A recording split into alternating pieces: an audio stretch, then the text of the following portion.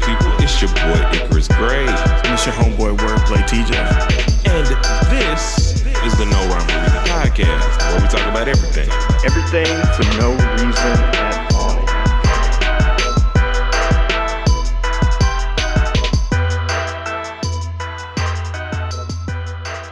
And we're live.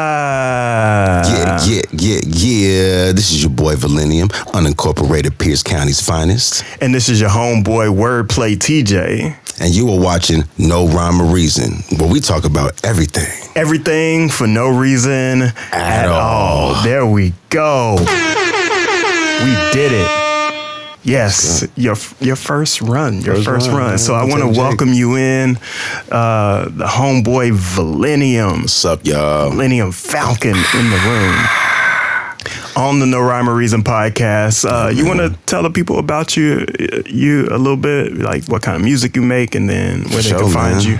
For sure, man. Lake was very young, brother. I've been making music for a real long time. I'm 32 now, since I was 11, or since I was 7, actually. I've been writing, recording at 11. I make all kind of music, bro. My influences range from, hip-hop, R&B, reggae, rock music, alternative, all kind of stuff. So you never know what you get, man. I'm a mixed bag of stuff. Primarily, I do obviously rap and sing. Those are my two closest talents. So yeah, man, I've been doing this thing a long time, and I'm here to share it with y'all today. Yeah. What projects you got coming up? Actually, a couple weeks ago, me and a couple of my homies, we dropped 2 projects a day after one another. So on January 31st, me and my homie, thank you, Tyshawn, we dropped Thank You Vealinium Falcon. It's up on all platforms. It's a little 5-piece biscuit. Yeah. You know what I'm saying? A little 5-piece with a biscuit on the side. Yeah, we got that going, man. That project fit well with the election, I guess.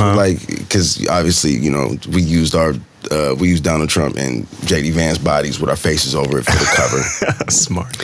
And the project is more themed about like everyday life as a regular citizen in the United States now. In current times and the struggles and just things like that. There's a lot of stuff you can relate to on the album. And the very next day, me and my homie, Young STL, shout out Sebastian. Shout out. We dropped Lonely Nightlifers. And the thing with that album, that was an album because that's 11 joints. It took us probably like a year and a half to finally get it out there. We was actually supposed to drop it on August 30th. That's my mom's birthday. Shout out, Mama, love you. That's my mom's birthday. We were supposed to drop it on that day, but the distribution site he was going through they weren't approving something. They were tripping. Yeah, man. I was saying, man, just let us drop the music, bro. Yeah. Just let us get what we want. So it was actually a blessing in disguise because he got to go back and mix it a little bit better and figure out some things that he didn't know before. So, a few months later, man,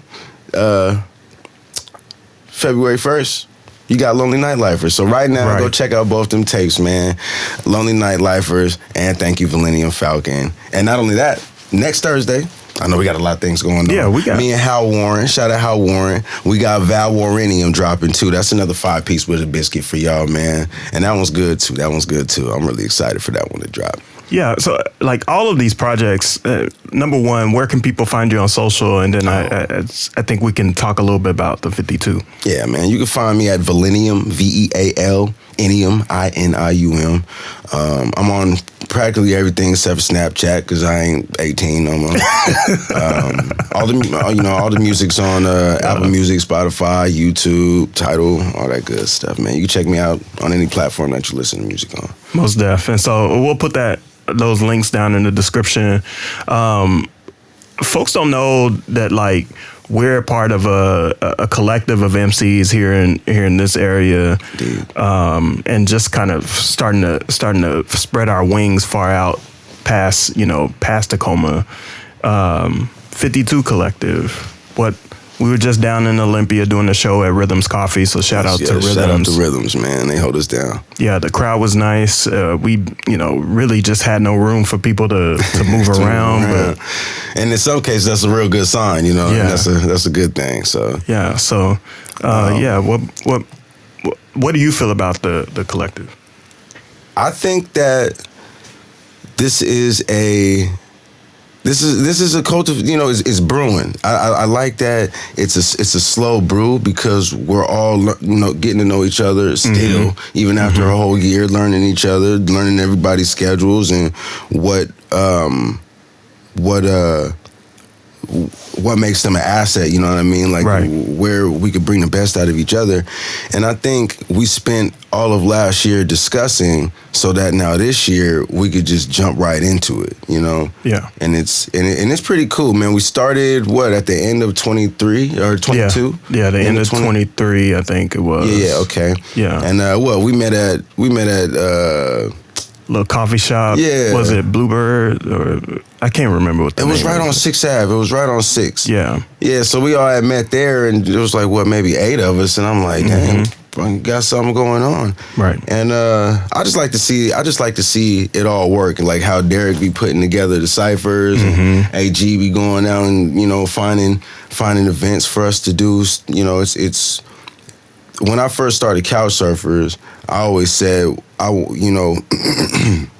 there's got to be a well-oiled machine. There's got to be a well-oiled assembly line. Right. You know what I mean? It's got to be like the Megazord, like all the pieces to the Voltron. Puzzle. You know what I'm saying? Like all of us apply some sort of skill that without each other it probably wouldn't work as well. So if we all come together like Voltron, you feel me? Like we can make moves, you know? Yeah. If you want to go fast, you go alone. If you want to go far, you go with your peoples, man. So man, that's a great quote. Yeah, I ain't make it up. But I love that you said it. So like, what I'll do is I'll put a link down to a couple playlists that has a lot of the music that the 52 created within 2024, and then all kind of individually and collaboratively, and then we'll also give you a link to the playlist that we're starting to generate.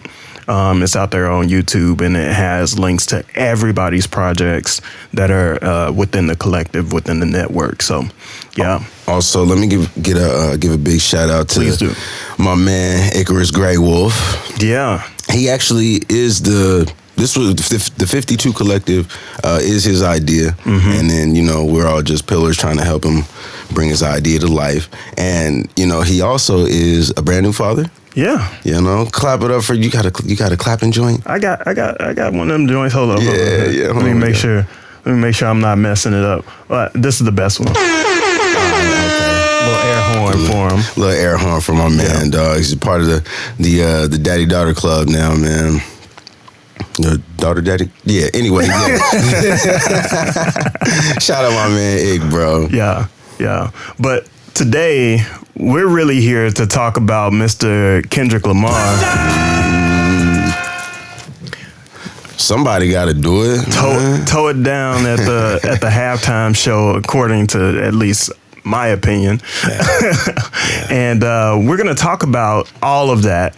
We're going to talk about the response to the halftime show. We're going to talk about some of the themes that we saw, whether or not it's exciting, some of the hidden messages, and some of the things that they didn't want you to know about at the halftime show. So we're going to dive into that today on the podcast. So hopefully that you can stick with us, listen to the whole thing from start to finish, and then check us out on YouTube where you can see our faces eye to eye and get a glimpse of us doing this in real time, and subscribe there on our YouTube channel, No Rhyme or Reason Podcast. So what are some initial feelings and emotions that you had when you saw the performance? I'm gonna start off by saying this. Originally, I had no intentions on watching the game or the halftime show. I really didn't. Earlier in the day, I went to my homegirl's baby shower and was just chilling. Yeah. And then my homie called me, my bro called me, and he was like, yeah, pull up, man. I got a bottle. We hanging out over here. So I was like, all right, fine. I'll go over there and hang out and watch some of this game. Yeah.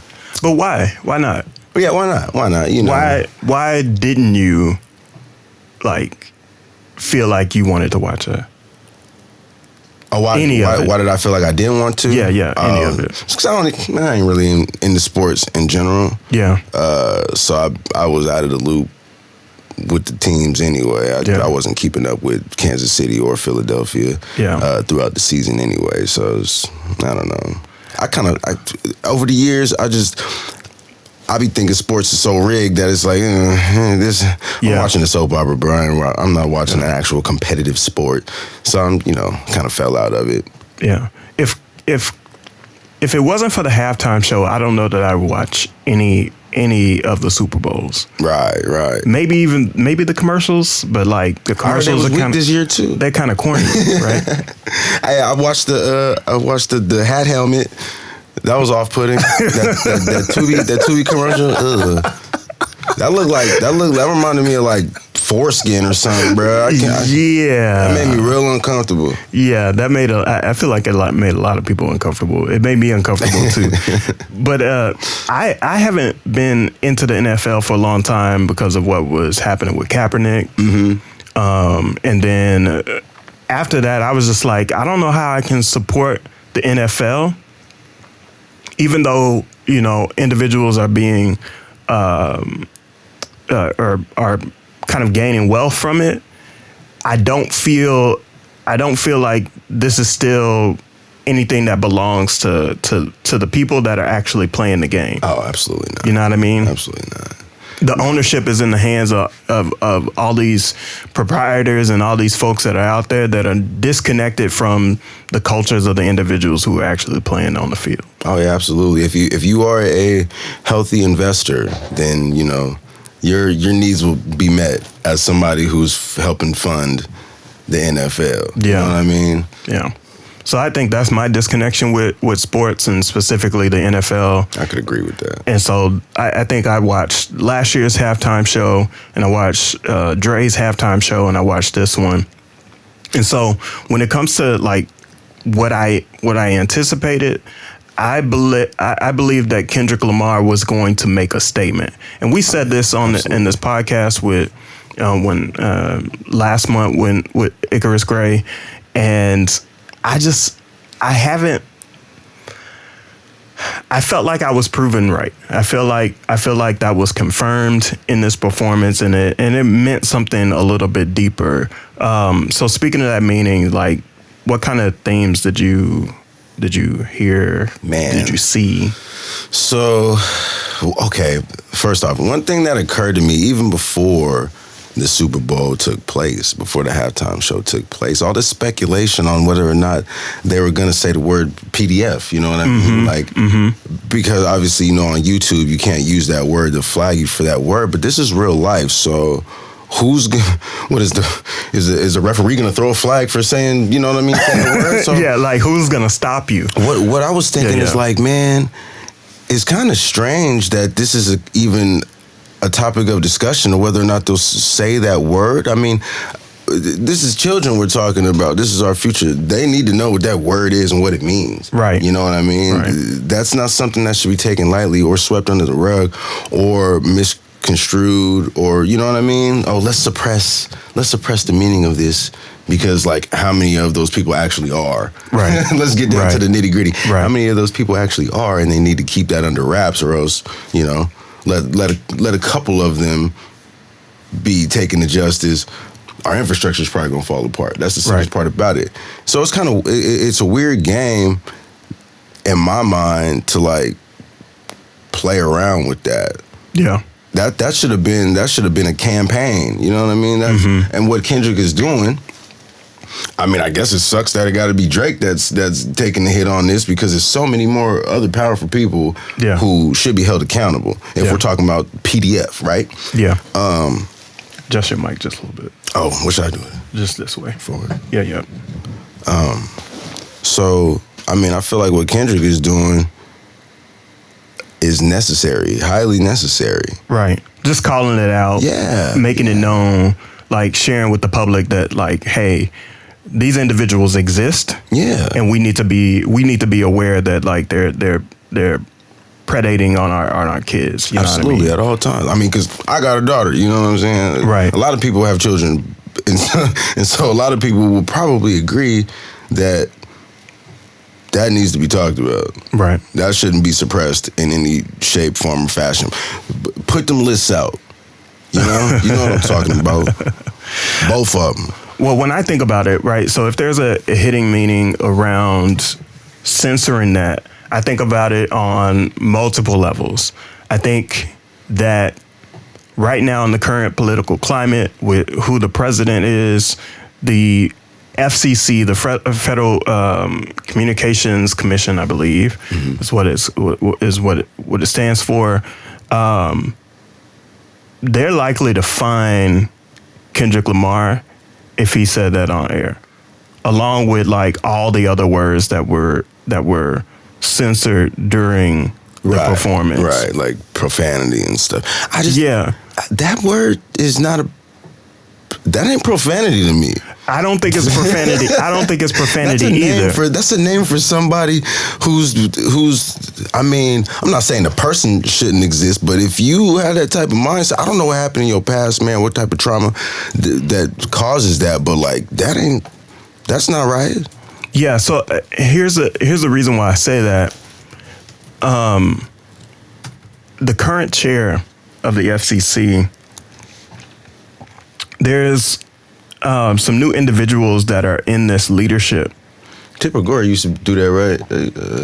I think Tipper Gore. Yep, that was a part of Tipper Gore's huge campaign of like censoring rap music. Because I remember when Eminem came out, even before that, But I remember when Eminem came out.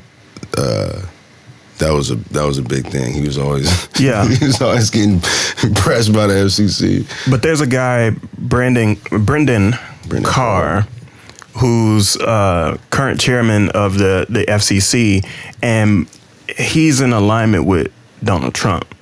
Okay. And so Donald Trump is witnessing that. He's there at the Super Bowl, which was something that has never happened in history. The FCC is monitoring Kendrick Lamar, this black man, on TV. I believe that they would have weaponized that against him for putting that message out there. Oh, for sure. Which is my point. Yeah, exactly. Exactly. So you're complicit, right? Oh, that's what it tells me, bro. You want to hide it. That's what that tells me. You want to bring it down. You don't believe that audiences across the nation need to hear this message, and it is a message specifically, like tailored specifically for a reason. Yeah. And I think some of the other messages that I noticed were, when the folks in red, white, and blue were joined together on a flag, but they were like kind of huddled down. Yeah. I thought at that moment, oh, America is built off of their backs. Mm-hmm.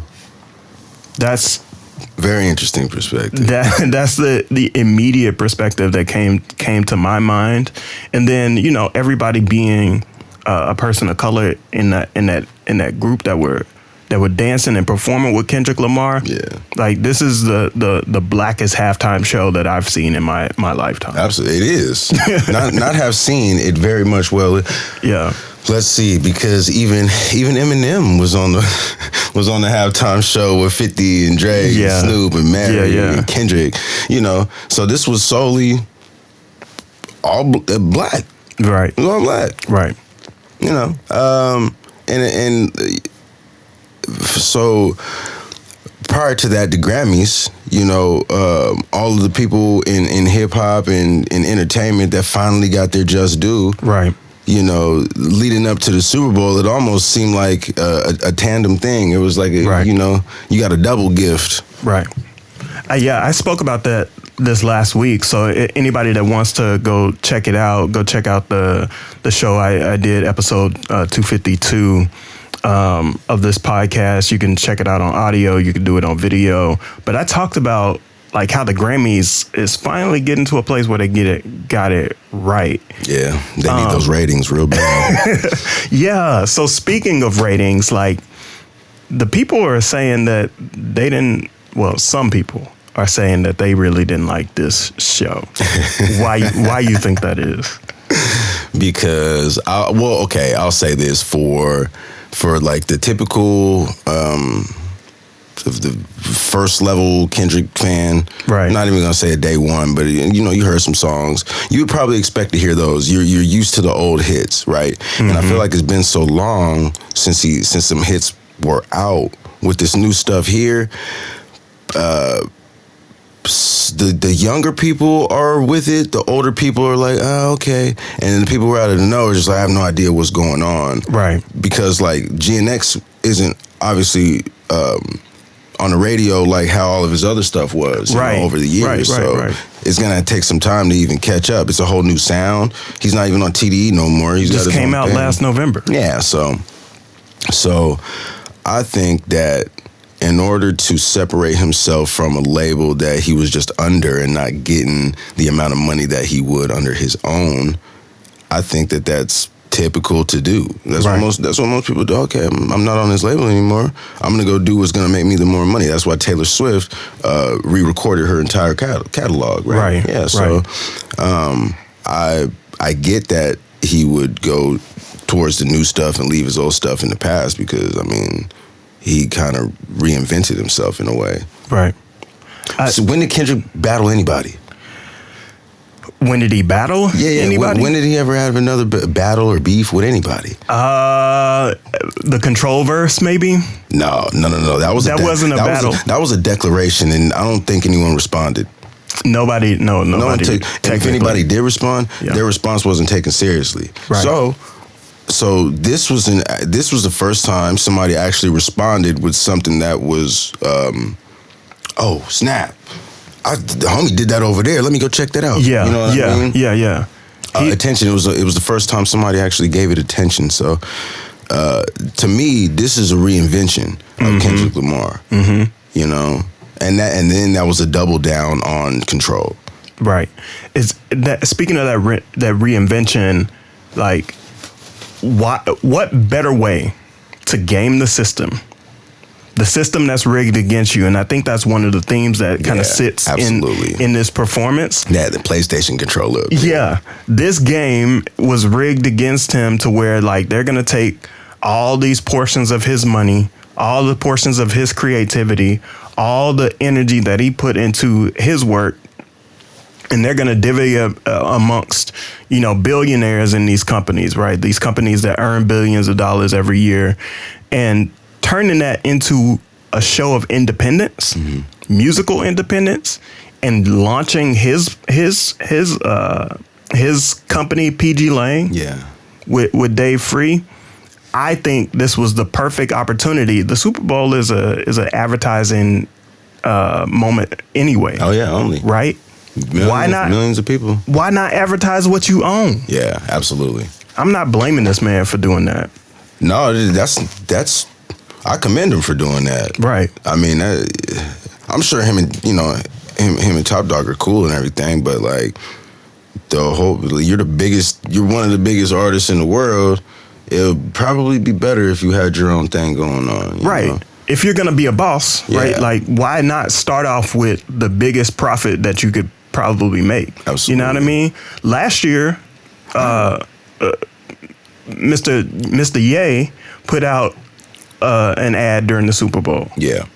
Right. And according to some reports, like that was really profitable for him. Yeah, definitely. And I think people are starting to get it in their brains that like bypassing these big companies is the way to double down on their business. Yeah, absolutely. Yeah. What else did you get from this? Like, and this isn't as strong as our topic prior, but you good. The way that they it was cinematic. It was theatrical. They had Sam L narrating the damn. Right. You never seen it like that. The way that they would cut to different scenes and sequences and stuff like that. It was like a movie. It was like a movie. The way they was jumping out the car. Yeah. Bro, they was jumping out that car for like 6 minutes straight. I was like, man, that's fly. They do well. Except for the pants, though. His flare pants? Yeah, I can't get with the pants. You didn't like the bell bottoms? No. Okay. No, they was cut weird. Okay. I've seen stuff kind of like that before. Yeah. It really brings me back to like middle school days. Dog, the Lee Pipes jeans. You remember those? Yeah. I ripped up the bottom of all my jeans, man. Stepping on the bottom of your jeans, bro. And it rains here all the time, so they're soggy and just ripped. Just nasty. Yeah, that's what I get a flashback of when I think of big you old gotta pants do and stepping on them. A specific wash just for your jeans. Dog. Did it touch your soul, right? Is there anything that connected to you personally? Like, do you even resonate that way when it comes to like, I would say social justice and like political engagement and action? Like what? Yeah, I want to. Oh, I think I want to know more about you. If you feel like that's okay. Sure. I'm and you don't have to, by the way. I just. I'm gonna keep it short and sweet, man. I'm quite cynical, so I'll say it's a good start. Okay. But being here in 2025 is probably what the however 100th year that we're still talking about social and racial justice. Right. We should not be having this conversation. Why are we continue to have that conversation? So what that tells me is that we're not advancing. No. We're retrograding, or we're reverting back to some old shit that I thought we got over. Right. You feel me? Right. I think Icarus Gray and I talk about it all the time, where like in elementary school we were convinced that like we were done. Mm-hmm. We were done. And now I'm just like, I think there's some underhanded business to this. Why only now do you want to give like black people or black culture their flowers? Right. What's the catch? There's always a catch. Right. Especially if we're talking about the government. There's always going to be a catch. Right. And fine, yes, sure. I'm a big conspiracy theorist. Or not big, but I entertain it. I like reading all that. I like reading about all that type of stuff. Yeah. But, here, you're never going to get the truth for what it is. Everything's a game. And this is the world's biggest warehouse, the United States. Like, we're here to do a job and get the job done. There's not a whole lot of love here. So, I mean, we are a commercial factory, that's for sure. Yeah. It's bittersweet. I want to believe that, the time is now and we're finally, the veil is finally being lifted yet again. People are starting to see the truth about, but it's almost orchestrated. It's almost like we're getting little tidbits of information just for that purpose exactly, so that we can feel pacified, or we could feel like we're gaining new information and getting the advantage or getting we won, so let's not fight as hard. But didn't that happen already in history? And especially all of our leaders they keep taking out. So it's like, that was supposed to be like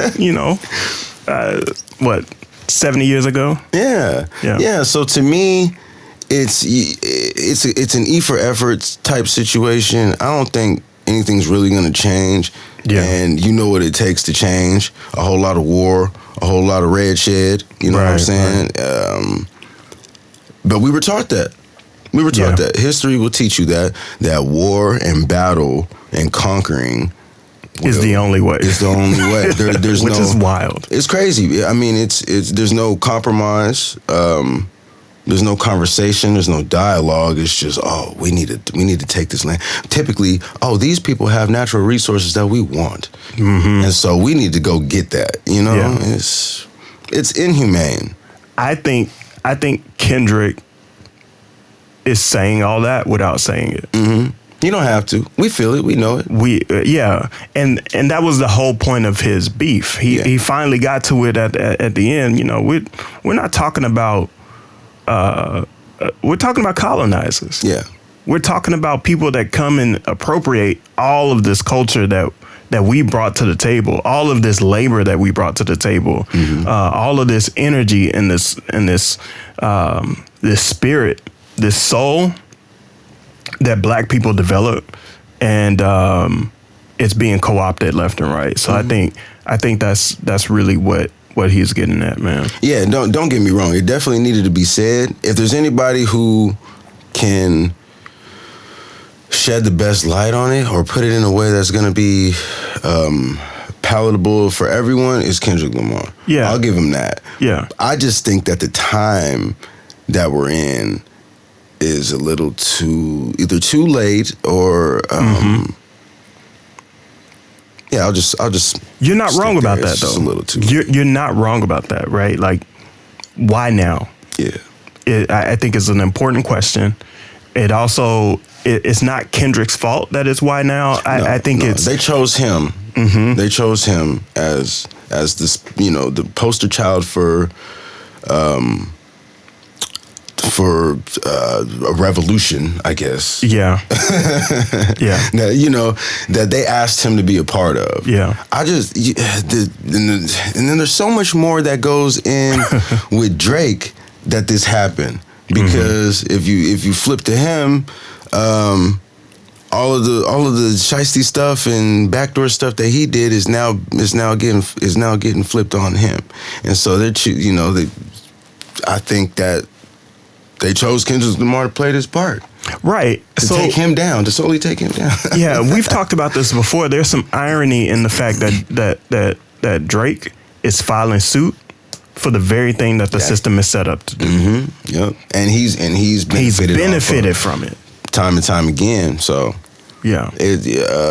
My mom would always tell me anything that's done in the dark comes to the light. You know what I mean? So 100.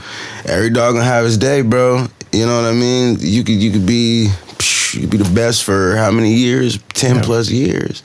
And I never thought this would happen. I always thought Drake was gonna have a flawless career. Just 'cause, I don't know much about him personally. Yeah. We're finding that out now, but I always thought his career was going to be flawless. Yeah, I thought it was going to, I don't know what's going to happen, but I know this, most recent album, people are basically saying, people are saying, that ain't it. I didn't listen to it. I didn't either. They were standing too close together on the cover. I wasn't listening to that shit. In their fur. Yeah, it just looked awkward. Yeah. Why does Nick keep wearing so much fur, man? Never mind. Let's move on. You got anything about the Super Bowl? Yeah, about anything really. No, I'm just sick that I almost bet on the game. I could have bet on the game and I didn't. Yeah, I was standing there right in front of the kiosk, man, and I didn't do it. Yeah, I didn't do it. My friend, she was trying to get me to bet, and I was like, I don't believe it. I'm too cynical. That I just feel like, man, let me place this bet. I'm gonna be the reason why Philly don't win. Man, I don't gamble. I don't either, man. I don't like it for the same reason that we talk about in this show. Really, this entire show, I think it's I know it's a ruse, right? I know it's people being taken advantage of. Absolutely. You might as well bet on yourself in the stock market, if you gonna do it. Straight up. If you're gonna do it, some crypto or something. Right, something. Yeah. Well, man, I appreciate you taking the time to sit with me and have this conversation and talk about these things. I'm really excited to see what Kendrick Lamar's career is going to be going forward. I'm curious. Going up. I'm curious if new artists are going to pop out of PG Lang or what other efforts they're going to do on the marketing front. Yeah. Y'all better protect that man at all costs, man. For sure. But thank you all for listening. Thank you all for tuning in on the YouTube channel. Be sure to leave those comments down in the comment section. Be sure to rate this podcast as well on all the platforms that it shows up on: Apple Podcasts, Spotify, and then all the other ones that are out there. We appreciate y'all listening. And until next time, it's your homeboy Wordplay TJ and Vealinium Falcon. Peace out, y'all.